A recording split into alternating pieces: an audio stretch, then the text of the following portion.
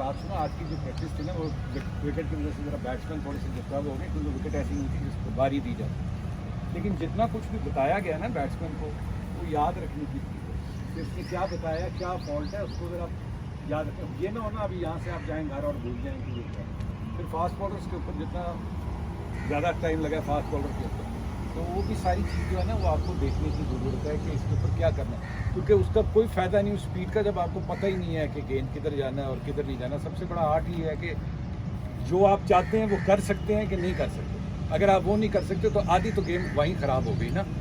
आपने कहा मैं इन स्विंग करने लगा, गेंद आउट स्विंग हो गई, आउट स्विंग करने लगे गेंद इन स्विंग हो गई।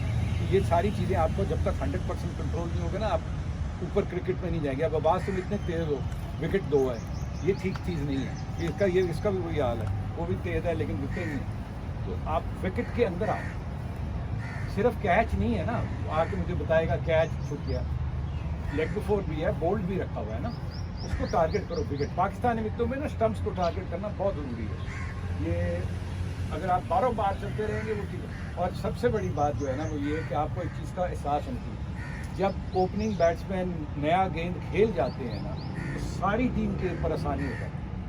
वो टाइम होता है आउट करने का। अगर उनका गेंद गुजर गया, बीट हो जाए, जो मर्जी हो जाए, उनने 10 ओवर गुजारे पाकिस्तानी मित्रों में और मौसम में 10 ओवर की गेम है। उन 10 ओवर में अगर आपने 2-1 आउट कर दिए तो फ़ायदा है, नहीं आउट किए तो कोई फ़ायदा नहीं है। वो फिर सेटल हो गया, फिर उसमें तुमने देखा ही है जो खाने में कैसे मार। तो इसलिए ये ज़रूरी है कि आप सारे करें। दूसरा आजा आपने ये चेक करना है कि आप अंडर 17 अगले साल हैं कि नहीं है, उसके हिसाब से तुम्हारी ट्रेनिंग डिफरेंट होगी। तुम तो हो ना, तुम्हारा तो है, बाकी होगा तुम्हारा है अगला साल।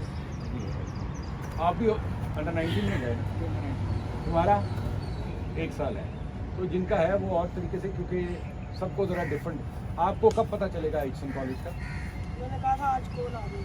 अच्छा, अगर कॉल नहीं आएगी तो क्या मतलब है कि नहीं है? चले फिर आपने मुझे ना कल बताना है ये वाला सारी बात। तो बेटे ये जो हम यहाँ पे कैंप लगा रहे हैं, मैं पहले भी कर चुका हूँ, कुछ लड़के आज आए हैं। मैं ये आपने देखा ये डिफरेंट तरीके का है। ये नहीं है कि लड़का बॉल कर रहा है और एक बैटिंग कर रहा है, ये इस तरह नहीं है। हम कोशिश कर रहे हैं कि आपकी जो अगर कोई छोटी मोटी गलती है ना उनको ठीक करनी, और जो गलतियाँ अभी ठीक कर रहे हैं ना उनको मैच में जाके करने की ज़रूरत नहीं है। अभी अपनी नेचुरल खेलें, वो पहले ठीक हो जाए फिर उसको मैच में करना। अभी तुम वहाँ सिर उठाना शुरू कर दो कि जी मैंने सर सीधा करना, पता चले बोल्ड हो गए, तो अभी नहीं।